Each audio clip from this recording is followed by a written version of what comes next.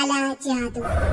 अपने बेटे ऋषु के माथे से टपकते हुए पसीने को देखकर सविता की हालत खराब हो गई।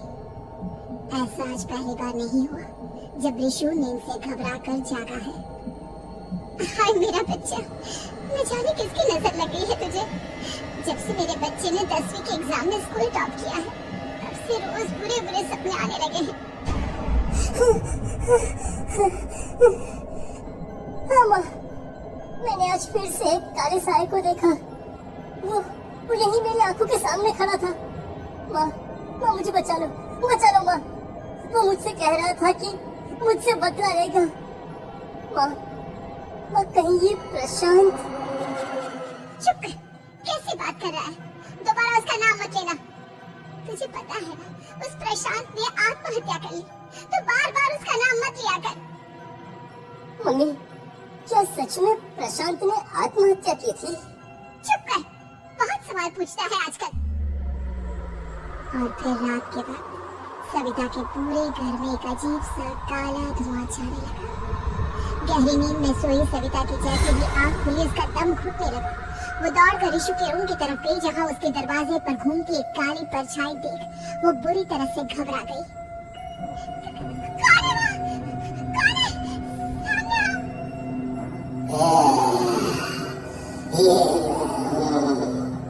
तुम्हारी काली करतूत।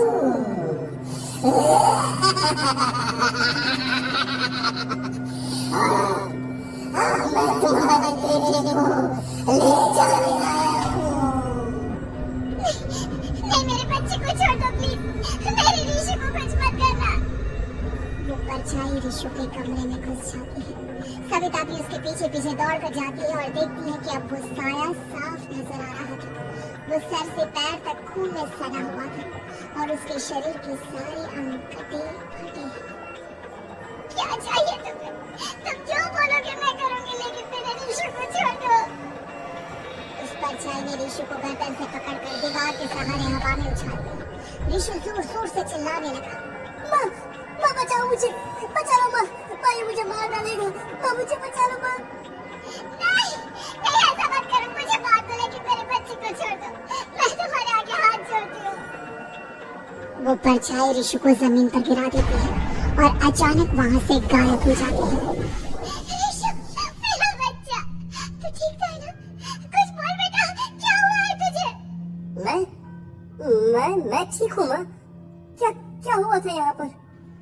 कुछ नहीं बेटा, कुछ नहीं। तू परेशान मत हो। हम कल ही गांव के बाहर जो तांत्रिक महाराज रहते हैं, उनके पास चलेंगे। ठीक है माँ, हम जल्द ही उनके पास चलेंगे। मुझे बहुत डर लग रहा है माँ।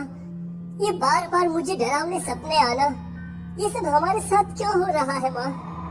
अगले दिन सविता अपने बेटे ऋषु को लेकर गांव के बाहर तांत्रिक के पास जाती है। जिस जगह पर तांत्रिक रहा करता था, वो जगह बहुत डरावनी थी। चारों तरफ कंकाल और खूब भूतियां नजर आ रही थी।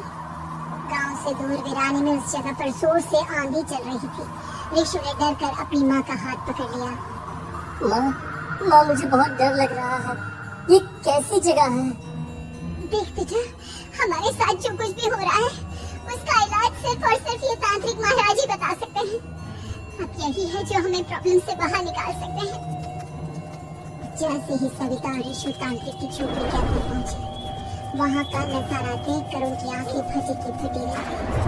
तांत्रिक की झोपड़ी के अंदर कई सारे लोग अपनी गर्दन घुमा घुमा कर जोर जोर से चीख रहे थे। कौन हो तुम और यहाँ क्यों आई हो? महाराज, मेरे बेटे को कुछ दिनों से एक डरावनी काली परछाई नजर आती है और कल रात उसने मेरे बेटे पर हमला भी कर दिया।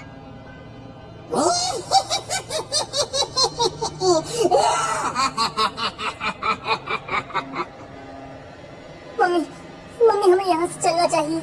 ये जगह मुझे ठीक नहीं लगती। नहीं बेटा, ऐसा नहीं कहते। रुक जाओ, 2 मिनट के लिए रुक जाओ। क्या कहा? काली परछाई?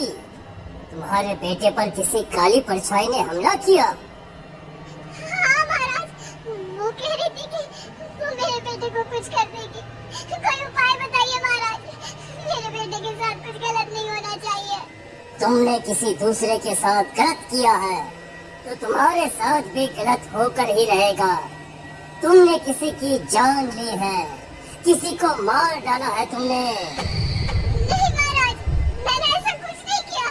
मैंने किसी की जान नहीं ली। मुझे कोई उपाय बताइए। लगता है तुम इतनी आसानी से नहीं मानोगी। मैं तुम्हें अभी उस काली परछाई से मिलवा देता हूँ और वही सारा सच तुम्हारे सामने लेकर आएगा। सविता और ऋषु ने डर के मारे अपनी आंखें बंद कर ली। तभी अचानक तांत्रिक की झोपड़ी में अजीब व गरीब आवाजें गूंजने लगी। सविता और ऋषु पूरी तरह से कांप रहे थे। आंखें खोलो और अपने सामने देखो। क्या यही है वो जिससे तुम कल रात को मिली थी? बताओ मुझे।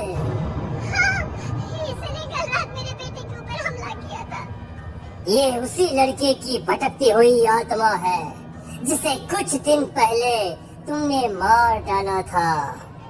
मम्मी ये महाराज क्या कह रहे हैं? क्या सच में आपने किसी की जान ली है, किसी को मार डाला है? अगर हाँ तो बताइए ना मम्मी, किसको मारा है आपने? किसको? तुम्हारी माँ इतनी आसानी से सच नहीं बताएगी बेटा। इसने एक बच्चे की जान ली है। कहीं उसका नाम प्रशांत तो नहीं महाराज? वो मेरा दोस्त है, मेरा मतलब मेरा पड़ोसी है। सही पहचाना। देखा सविता, तुम्हारा खुद का बेटा भी जानता है कि तुमने किसी के प्राणों की बलि चढ़ा दी और इसीलिए अब उसकी बुरी आत्मा तुम्हारे घर में भटकती है।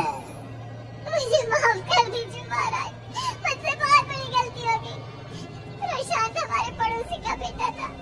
हर बार उसके नंबर मेरे बेटे से ज्यादा आते थे और इसलिए मैंने उसके कमरे के बाहर काला जादू किया था, पर मुझे नहीं पता था कि वो मर जाएगा। तुम्हारे उसी काले जादू वाली गुड़िया के अंदर एक बुरी आत्मा थी जिसने उस बच्चे के दिमाग पर बुरा असर कर दिया और उसी की वजह से उस लड़के ने अपनी बालकनी से कूदकर आत्महत्या कर ली। इसकी वजह सिर्फ और सिर्फ तुम हो, तुम। नहीं महाराज, जो कुछ भी हुआ मुझे नहीं पता था कि प्रशांत अपनी जान दे देगा। प्रशांत की आत्मा इस वक्त तुम्हारे सामने खड़ी है, हमसे बात करना चाहती है। बोलो क्या कहना चाहते हो? मैं जीना चाहता था, बड़ा होकर कुछ बनना चाहता था। आपके बेटे से मुझे कोई परेशानी नहीं थी। अरे वो तो मेरा अच्छा दोस्त था। मुझे माफ कर दो बेटा, मुझसे बहुत बड़ी गलती हो गई, मुझे माफ कर दो। माफ करने से मुझे वापस जिंदगी नहीं मिल जाएगी। मेरे माँ बाप आज भी मेरे लिए रोते हैं। आपने मेरे साथ बहुत गलत किया है, बहुत गलत। और तभी अचानक प्रशांत की आत्मा वहाँ से गायब हो जाती है। सविता जोर जोर से रोने लगती है। सुन लिया तुमने? ये तुम्हारे अपने ही किए हुए पाप हैं जो इस तरह से तुम्हारे सामने आ रहे हैं। माँ, ये आपने अच्छा नहीं किया।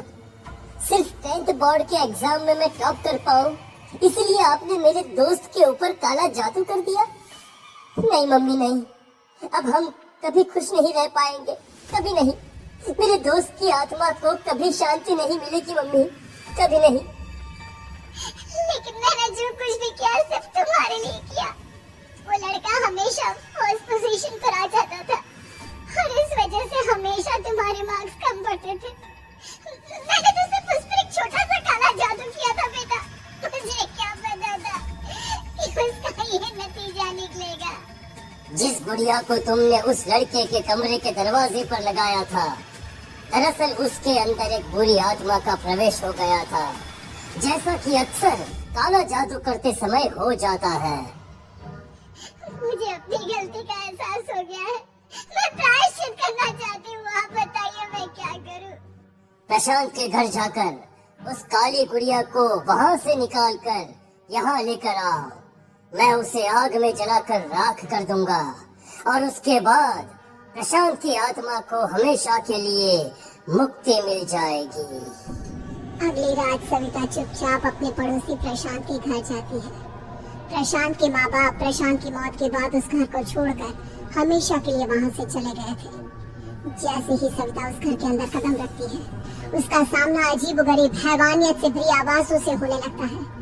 ऐसा लग रहा था जैसे कोई बुरी तरह से चीख रहा। सविता जैसे ही प्रशांत के कमरे के बाहर पहुंचती है, वहां पर लटकी हुई गुड़िया के शरीर से खून टपकने लगता है। ये क्या हो रहा है? इस गुड़िया के शरीर से खून क्यों टपक रहा है?